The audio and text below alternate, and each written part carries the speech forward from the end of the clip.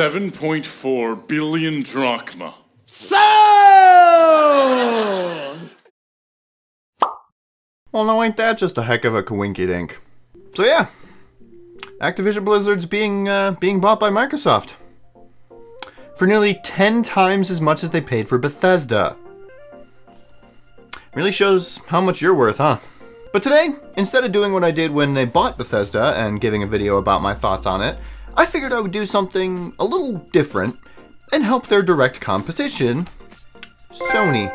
And with that, I say hello to you, Jim Ryan, current president and CEO of Sony Interactive Entertainment, for whom this video is being made. I know I haven't had great things to say about you and your handling of PlayStation in the past, but I'm not here today as an enemy. I'm here as a friend. I want Sony to succeed and flourish within the gaming space, to allow them to keep providing fantastic gaming experiences for years to come, like the ones I've spent decades of my life playing and enjoying. I mean, I'm one of the people who wanted to desperately get their hands on a PlayStation Classic, and while it's currently just sitting on my shelf behind a Harley Quinn pop figure and a Miss Pac-Man mini arcade machine, I still enjoy it. But I own a PlayStation 5 now, and you seem to be running out of games for me to earn platinum trophies in, so here we are. Allow me to give you a few options for potential acquisitions to allow you to really stick it to Microsoft. Please note that this is all assuming that the deal for Microsoft to buy Activision Blizzard actually goes through, that Sony is interested in making a similar acquisition to bolster their own library of potentially exclusive titles, that Microsoft intends to keep all of their newly acquired franchises strictly under their umbrella for Game Pass and the Series X, rather than make any of the games multi-platform with only a few select remaining titles being exclusive, and that any of the companies presented as options within this video would want to sell to Sony for a determined amount of money through negotiation. The contents of this video are not meant for Phil Spencer, Xbox Game Studios, Microsoft, or any of their trusted partners and or subsidiaries, with notable exception to Tim Schafer, simply because I like to think he would find this whole thing at least a little bit funny. This video is entirely meant as speculation, or at the very least as a fun little thought exercise, and not meant as an omen or vision of the future. But if any of the proposed acquisitions do come to fruition, I was right, and none of you could be mad at me because I clearly warned you all however early in advance. Hopefully with my help, we can help expand Sony Interactive Entertainment's hold on the industry before Microsoft goes full Disney conglomerate and buys up every studio, and possibly yourselves as well. I have for you today a selection of 8 studios that I feel would be a good fit for the PlayStation brand if they aren't already. It would have been more, but I wanted this to actually come out relatively quick because Microsoft seems to be on a buying spree, and I wanted to make sure I didn't accidentally say someone they just bought today. And hey, Jim Ryan, if nothing else, these studios could help you produce exclusive, fantastic experiences while you wait for Naughty Dog to shit out The Last of Us Part 3, oops, all Abby. So without further delay, let's get started.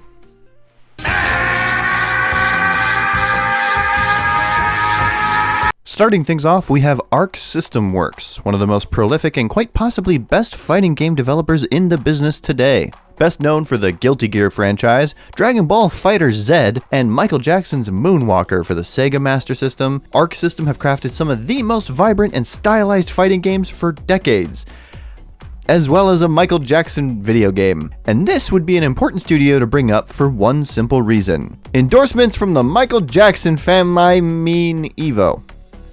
We're talking about Evo. As of March 2021, Sony now co-owns the Evolution Championship Series, or EVO, one of the most well-known and quite possibly largest fighting game tournaments around. While Marvel vs. Capcom, Street Fighter, and Super Smash Bros. Are all front and center at the tournament each year, Guilty Gear, BlazBlue, and Dragon Ball FighterZ have been featured prominently for years now, bringing new and rising stars into the limelight. Since Sony partly owns the tournament now, it would only make sense for them to want to try and feature games that would be of benefit for them to include. They sure as heck aren't going to get that from PlayStation All-Stars when they themselves didn't care enough to make it good, so maybe let someone who knows what they're doing take the reins and just give them all the money they need to make it happen.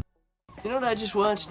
Me pulling a can off some moron's fist? Return of the Jedi. Much like Hollywood before it, gaming is full of unneeded sequels, rushed remakes, and poorly thought out reboots to popular franchises when the creative heads of a studio have run out of dartboards to throw at. Some studios take this mentality to heart, much like Blue Point Studios and their slew of remakes. But now that Sony has them working on other stuff, it might be time to get a new remake studio into the fray. Enter Aspyr, the company behind a bajillion different ports of games over the years, including several Star Wars titles onto the PlayStation 4, Sid Meier and Borderlands titles to Mac and Linux, and, oh Jesus, never mind. More recently, it was revealed Aspyr are working on a Knights of the Old Republic remake from the ground up that is supposedly going to be exclusive to PlayStation 5, so bringing them into the PlayStation Studios family would only help to bolster the potential of that remake. Microsoft might have Halo, but Sony could potentially have access to one of the most prolific sci-fi franchises in history, as well as one of the most prolific sci-fi characters around, Jar Jar Binks.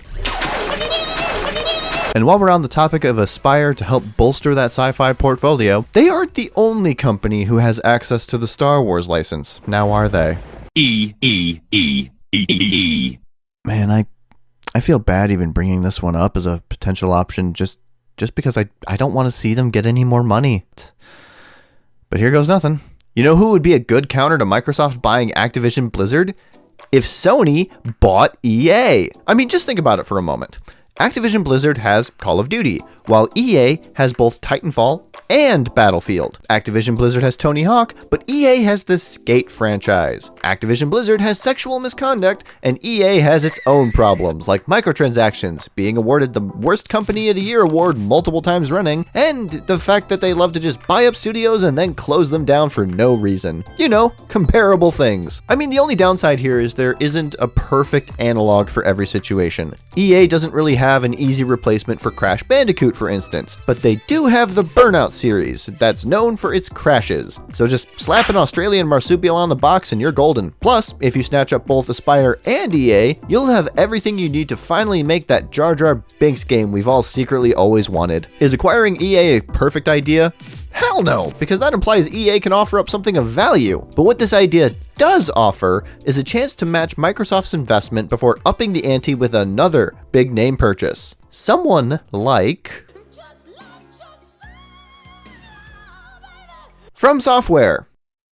Are you stupid or something? Okay, look, I won't lie. This isn't really a fair comparison to EA because the two companies have entirely different ideas on how they make games. From Software creates games that are intended to be difficult at first, but once you master the systems of the game, recognize enemy patterns, and believe in yourself just a little bit, you'll eventually prevail. Meanwhile, EA just wants you to shell out a few bucks every time you take a step so they can somehow get the game to continue for you. That said, I do think From Software would be a good fit for PlayStation, and I'm basing that claim entirely on how much people like myself want Bloodborne on PC. I honestly don't have much to say here outside of I want Bloodborne on PC so I can put my Hunter and a Sailor Moon out for giggles, and while you're at it, make Bloodborne 2, because if this is what it takes to get me Bloodborne 2, then so be it. Buy From Software and make Bloodborne 2. You'll basically be printing money. That's it. Moving on. My name is Cloud. I have a sword. I fight cactuars because I'm bored. You know who else makes games about people running around with giant swords attacking large demonic creatures? Square Enix. And you know what? Let's throw Atlas in there for good measure. Why not? When it comes to Japanese RPGs, these two studios have produced some of the most critically acclaimed franchises throughout the years. Those being Final Fantasy, Dragon Quest, and Kingdom Hearts from Square Enix, and the Persona and Shin Megami Tensei franchises from Atlas. All of these franchises have featured prominently on Sony systems throughout the years, and along with them, a significant misunderstanding of just how heavy giant swords actually can be. Square Enix is the most obvious choice here, partly because they aren't owned by Sega, and also because of their consistent exclusivity deals with Sony. Timed exclusives are straight up just exclusive games in the Final Fantasy franchises, have been a mainstay of the franchise since they first started crossing over to the PlayStation with the original Final Fantasy VII, and that partnership alone is prolific enough, at least for Sony, to put Cloud's sword in Astro's Playroom. But they didn't put in Cloud. He was too busy fighting Joker in Smash Bros. Speaking of Joker though, I also brought up Atlas as a potential addition because I don't know anyone who associates Persona with Xbox. I mean, this just looks like it should be illegal. And having it be one of Sony's flagship franchises that doesn't star a gruff character with an over-the-shoulder camera would add more variety to the franchises on offer. And yet, simply producing more JRPG titles isn't the only way to bring in a diverse portfolio. Indie games are good for that too. Name is Hades, Lord of the Dead. Hi, how you doing? Most players these days know Supergiant Games as the developers behind Hades, the isometric roguelike about the son of Hades trying to escape the underworld and his feelings. The world is rightfully praised for its combat, story, art design, voice acting, and basically everything else about the game. But Supergiant made other stuff too, you know? Like a turn-based basketball game. Yeah! Bastion and Transistor dropped jaws when they were announced thanks to their fantastic art style and gameplay. And while Pyre kinda flew under the radar and mainly stayed there because no one wants to play turn-based basketball that much, Hades showed that Supergiant truly cares about seeing an idea through to the end with enough passion to make it great. I think they would be a good fit for the fantastical world Sony is known for helping to flourish, and the idea that this passionate studio could potentially get the same budget as Insomniac Games genuinely excites me. Also, I feel feel like Microsoft might already be scoping this studio out based on how big the announcement of Hades being on Game Pass was. Don't let them make Supergiant into another Rare, Sony. They deserve much better than that. And speaking of Rare, though, you know what studio reminds me of them nowadays? You know, other than, you know, Rare? Young Horses are the brilliantly demented minds behind Octodad, Deadliest Catch, and Bugsnax, two wild and crazy games filled with off-the-wall humor and bright, colorful worlds to explore. Both of them also have a history of exclusivity with PlayStation systems, with Octodad having been a time exclusive for the PlayStation 4 and Bugsnax having launched alongside the PlayStation 5. Both games are examples of creativity within this industry that is sorely needed, because they choose to be weird and engaging over following tried and true trends. I don't think anyone would have thought up a game like Octodad if they were stuck in the mindset of your typical annual release. Don't see that coming from Call of Duty. My point here is that the team behind these two games have created some fantastic experiences over the years, and I would love to see them get the recognition and support they deserve to make even more. I don't really have many jokes for this one, simply because out of all of the studios I presented here today, this is the one that I've always kind of felt made sense, and I'm a little surprised it hasn't happened already, to be honest. Kind of like how they still haven't given me Bloodborne 2.